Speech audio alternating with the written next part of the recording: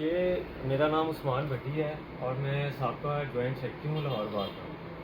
مجھے علم میں آیا ہم ٹی وی کے بارے میں، ہم وکیل چینل کے بارے میں، جو کہ یوٹیوب کے اوپر ایک نیا چینل جو ہے وہ ابھی بھی تازہ جو ہے لانچ ہوا ہے، اور میں نے اس کے اوپر تھوڑا سا جو ہے وہ دوستوں سے مشاورت بھی کی اور اس کے علاوہ اس کو دیکھا بھی، تو مجھے یہ لگا کہ یہ ایک بہت بہترین جو ہے وہ کاوش ہے ہمارے کچھ سابقہ عہدیداروں کی طرف سے اور کچھ آنے والے عہدیداروں کی طرف سے، یا عہدیداری سے ہٹ کے بھی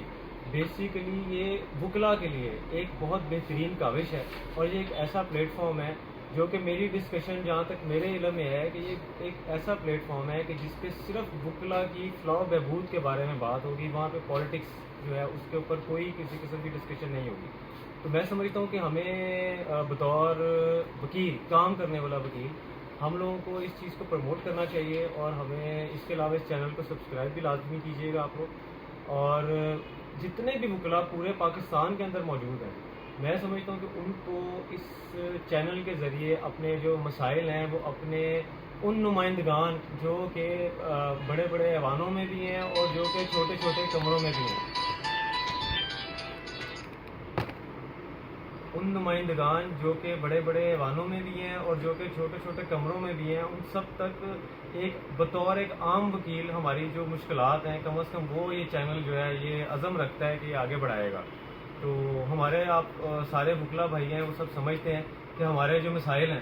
وہ کیا ہیں، وہ بڑے ایسے چھوٹے چھوٹے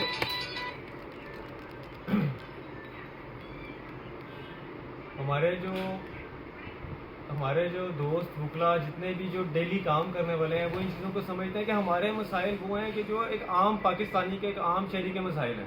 وہ کوئی اسپیشل مسائل نہیں ہیں۔ ہم لوگ پارکنگ مانگتے ہیں، ہم لوگ صاف پانی مانگتے ہیں پینے کے لیے، ہم لوگ اپنی عدالتوں کے اندر صفائی ستھرائی مانگتے ہیں، ہم لوگ یہ کہتے ہیں کہ جی ہماری دیواریں صاف ہوں، ہمارے اٹھنے بیٹھنے کی جگہ ٹھیک ہو، ہمارا کھانا پینا صاف ستھرا ہو،